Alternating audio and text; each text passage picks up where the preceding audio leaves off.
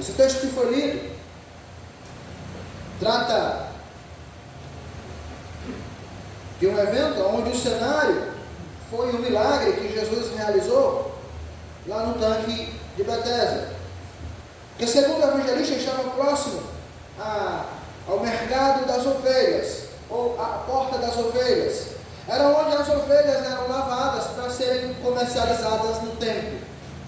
E ali juntavam-se muitos doentes, muitas pessoas com grandes moléstias, aleijados, cegos, coxos, e aquelas pessoas estavam ali em busca de uma cura, em busca da cura para os seus males físicos. Da mesma forma, hoje, nós encontramos muitas pessoas nas igrejas buscando cura física, buscando cura emocional, buscando cura espiritual. Só que essas pessoas, mesmo estando no lugar da misericórdia, elas não conseguem enxergar o Todo-Poderoso, que é por si mesmo a própria misericórdia. Porque aquela multidão de doentes estavam ali olhando e observando a água. E Jesus chega no meio deles. E nenhum deles reconhece Jesus. E nenhum deles olha para Jesus. E nenhum deles pede a misericórdia ao Todo-Poderoso. E assim muitas vezes é a igreja. Muitas pessoas estão doentes, estão enfermas. Elas estão enfermas espiritualmente, elas estão enfermas fisicamente, elas estão enfermas emocionalmente, mas elas não pedem a misericórdia. Elas fitam os seus olhos em pessoas, em personalidades, em pessoas que dizem saber o futuro, em pessoas que dizem ter poder curativo, e elas continuam com as suas misérias. E a partir desse evento, desse episódio desse homem, eu gostaria de trazer para a nossa reflexão 5 procedimentos que nós devemos ter em relação a Deus para que o milagre possa acontecer. Para que o milagre de Deus venha acontecer nas áreas da minha vida. A primeira coisa que eu tenho que entender é que só busca a cura quem tem consciência das suas enfermidades. Esse é o grande problema. Aquelas pessoas que estavam lá, elas tinham consciência da sua doença, elas tinham consciência das suas debilitações, elas tinham consciência e elas sabiam que precisavam de uma cura, mesmo que essa cura fosse celestial, mesmo que essa cura fosse divina. E estavam lá, aquela multidão de pessoas, elas reconheceram o problema. O primeiro passo para você mudar a sua vida, para você transformar a sua caminhada de vida, é você reconhecer o problema. É você reconhecer que há um problema e que precisa de uma solução. Esses enfermos estavam plenamente conscientes das suas doenças. Eles assumiram isso. Por esse motivo, eles esperavam essa solução. Quando estamos enfermos fisicamente, o que nós fazemos? Nós buscamos uma solução na medicina. Quando nós estamos enfermos emocionalmente, nós começamos a buscar uma solução nas terapias, também a terapia medicamentosa, nós buscamos uma solução. Mas quando nós estamos enfermos espirituais, nenhuma associação, nenhuma igreja, nenhuma pessoa pode ouvir o grito de uma alma. O grito de uma alma, ele só é ouvido nos céus. O grito de uma alma, ele só é ouvido pelo Todo-Poderoso.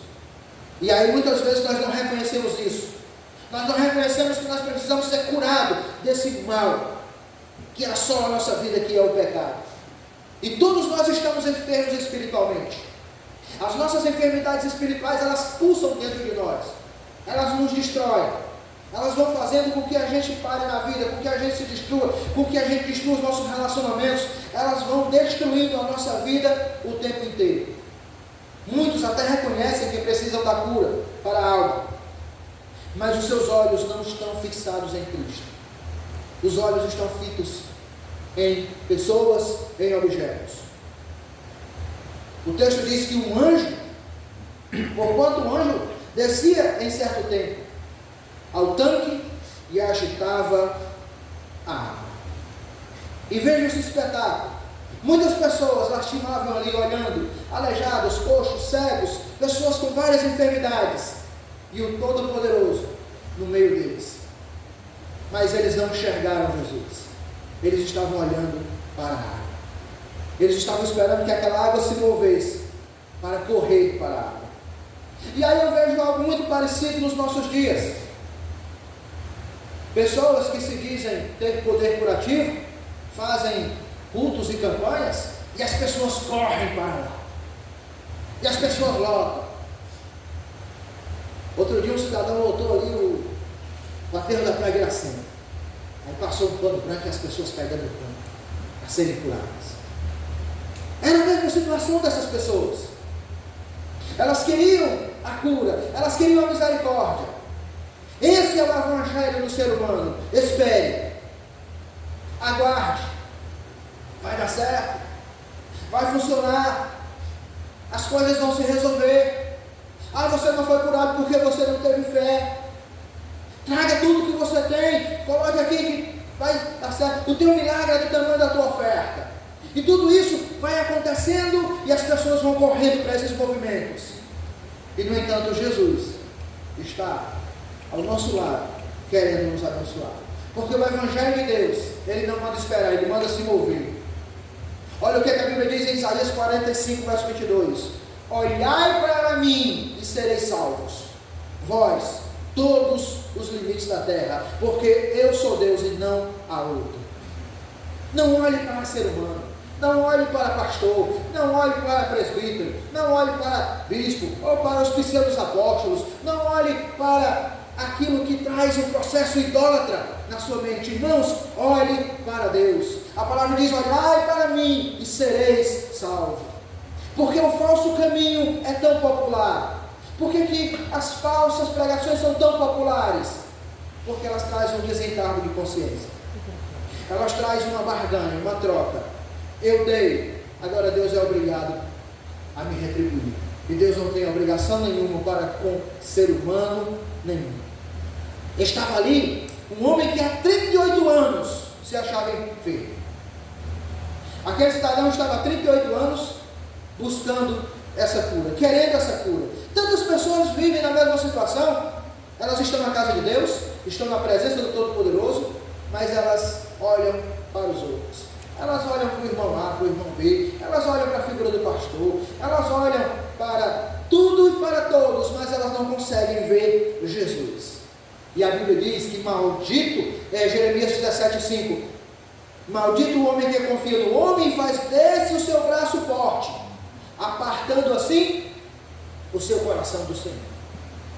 Toda vez que eu colocar meus olhos em pessoas, eu estou apartando o meu coração do Senhor. Toda vez que eu colocar meus olhos em pessoas que dizem saber o futuro, que dizem que Deus falou com ele, eu estou apartando o meu coração do Senhor. Toda vez que você colocar o seu olhar em um objeto, você está apartando o seu coração do Senhor. Porque o Senhor, ele vem até nós e nos salva.